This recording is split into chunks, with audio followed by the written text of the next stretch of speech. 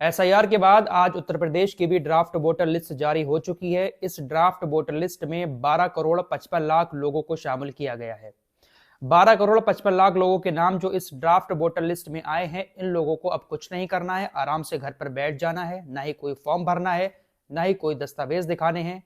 अब जो final voter list जारी होगी नई वाली, उसमें 12 करोड़ 55 लाख लोगों के नाम जोड़ दिए जाएंगे। लेकिन दोस्तों, इस एसआईआर के बाद तकरीबन 2 करोड़ 89 लाख लोगों के नाम इस ड्राफ्ट वोटर लिस्ट में नहीं आए हैं, वोट काट दिए गए हैं।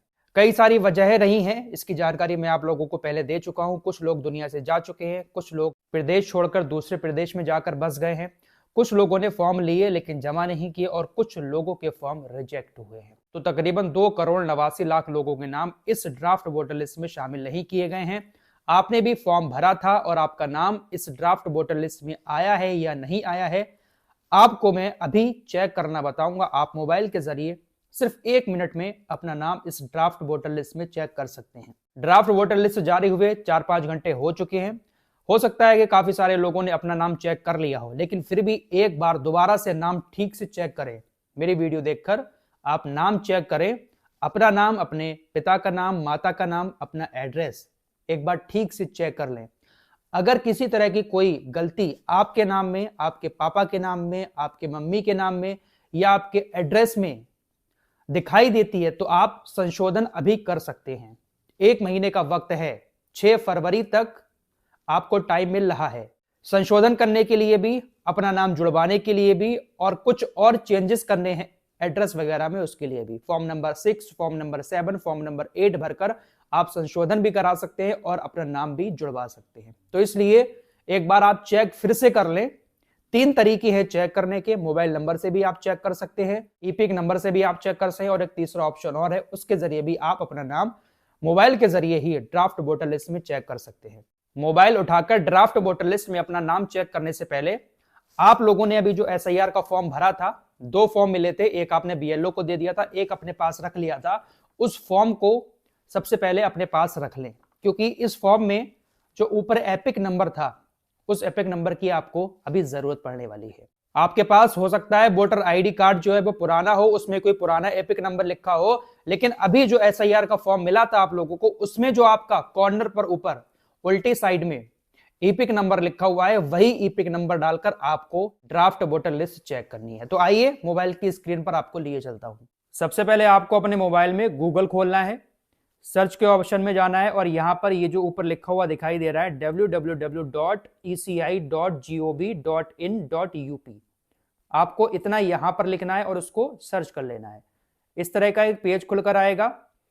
फिर उसके बाद आपको ये जो नीचे ऑप्शन दिखाई दे रहा है इलेक्ट्रॉनल रोल, यहां पर आपको टच करना है। टच करने के बाद एक ऐसा पेज खुलेगा। आप चाहें तो सर्च करके भी यहां पर आ सकते हैं, वरना मैं डिस्क्रिप्शन में और कमेंट बॉक्स में इस पेज का लिंक दे दूंगा। उस लिंक पर आप जैसे ही टच करेंगे तो आप डायरेक्ट इस पेज पर आ जाएंगे।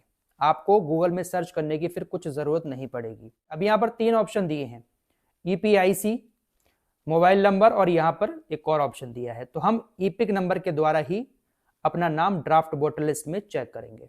तो सबसे पहले हमें यहाँ पर सिलेक्ट लैंग्वेज, अपनी भाषा को सिलेक्ट करना है। यहाँ पर हम हिंदी सिलेक्ट कर लेते हैं। थोड़ा नीचे आएंगे तो यहाँ पर ऑप्शन है ईपिक नंबर डालने का।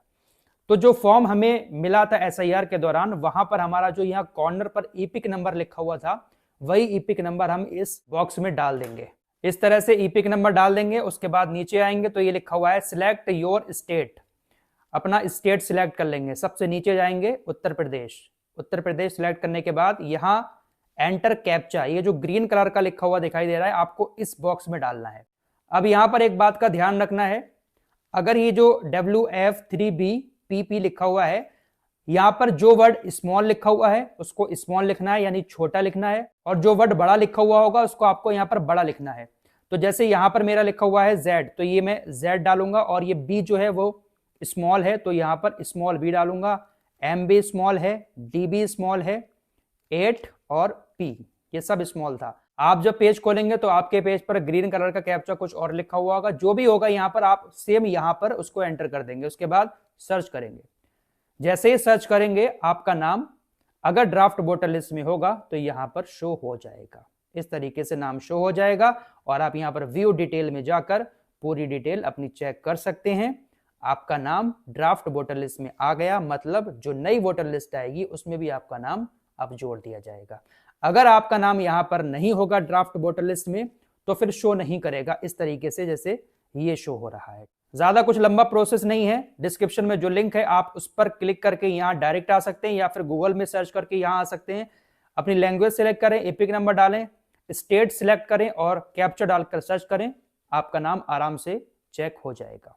तो इस आसान प्रोसेस से आप अपना नाम, अपने पूरे परिवार का नाम ड्राफ्ट वोटर लिस्ट में चेक कर सकते हैं। अगर आपका नाम नहीं आया है, इस ड्राफ्ट वोटर लिस्ट में शो नहीं हो रहा है, तो फिर आपको फॉर्म नंबर 6 भरना होगा। सबसे पहले आप बीएलओ साहब से मिलें। बीएलओ से कांटेक्ट करने के बाद आप चाहे तो ऑनलाइन फॉर्म भी भर सकते हैं और ऑनलाइन फॉर्म नहीं भरना है तो आप ऑफलाइन फॉर्म भी बीएलओ से भरवाकर जमा करवा सकते हैं। फॉर्म नंबर 6 कैसे भरना है एक वीडियो में पहले ही बना चुका हूं। फॉर्म नंबर 6 भरना सिखा दिया है मैंने। आप चैनल पर जाकर उस वीडियो को, कुछ इस तरह का वीडियो होगा, इसको देख सकते हैं और फॉर्म लेकर खुद ही घर पर भी भर सकते हैं। लेकिन कुछ दस्तावेज आप लोगों को उसके साथ देने पड़ेंगे। इसकी जानकारी आप बीएलओ से ले लें। दोस्तों ये बहुत जरूरी प्रक्रिया है, इसको जल्द से जल्द पूरा कर लें क्योंकि वोटर लिस्ट में नाम तो बड़े बड़े लोगों के भी नहीं आए हैं। मोहम्मद शमी का नाम भी नहीं आया है और मोहम्मद शमी को चुनाव आयोग ने नोटिस भेजा है। नोटिस भेजकर उनको बुलाया गया है और कहा गया है कि आप कुछ दस्तावेज दिखाएं। आपने जो नामांकन किया था उसमें कुछ मामूली गलतियां हैं, इसलिए आपको हाजिर होना पड़ेगा। मोहम्मद शमी के जो भाई हैं मोहम्मद कैफ, उनको भी नोटिस भेजा गया है। हालांकि ये नोटिस यूपी के अंदर नहीं भेजा गया है बल्कि बंगाल के अंदर भेजा गया है क्योंकि मोहम्मद शमी जो है वो काफी टाइम से पश्चिम बंगाल में रहते हैं। कोलकाता के अंदर वो रहते हैं क्योंकि बंगाल की टीम से वो मैच खेलते हैं। मोहम्मद शमी उत्तर प्रदेश के अमरोहा के रहने वाले हैं। अमरोहा में अब तक वो वोट डाल रहे थे लेकिन अब उन्होंने अपना नाम कलकत्ता के अंदर विधानसभा में ऐड करवा लिया है क्योंकि मोहम्मद शमी ज्यादातर कोलकाता में रहते हैं। उनका एक तरह का वहां पर घर है और बंगाल की टीम से वो मैच खेलते हैं, तो इसलिए उन्होंने अपना नाम अब बंगाल की लिस्ट में जोड़ने का फैसला किया है। लेकिन कुछ मामूली गलतियां पाई गई जिसकी वजह से उनको नोटिस भेजा गया। चुनाव आयोग ने कहा 5 जनवरी को बुलाया था लेकिन वो नहीं पहुंच पाए क्योंकि मोहम्मद शमी राजकोट में हैं, विजय हजारे ट्रॉफी चल रही है, उसके मैच खेल रहे हैं। तो अब चुनाव आयोग ने कहा है कि आप 9 से 11 तारीख के बीच में किसी भी टाइम आ जाएं। अगर आपको अभी भी वक्त नहीं मिलता है तो आगे आपको और टाइम दे दिया जाएगा, लेकिन आपको हाजिर होना है क्योंकि पश्चिम बंगाल के अंदर ये प्रक्रिया है कि जिसका नाम नहीं आया है, जिसकी कुछ गलतियां पाई गई हैं, उसको हाजिर होना है चुनाव आयोग के पास क्योंकि ऑनलाइन प्रक्रिया चुनाव आयोग ने कहा है ऐसी कुछ नहीं है कि ऑनलाइन गलतियों को मोहम्मद शमी सुधार सके।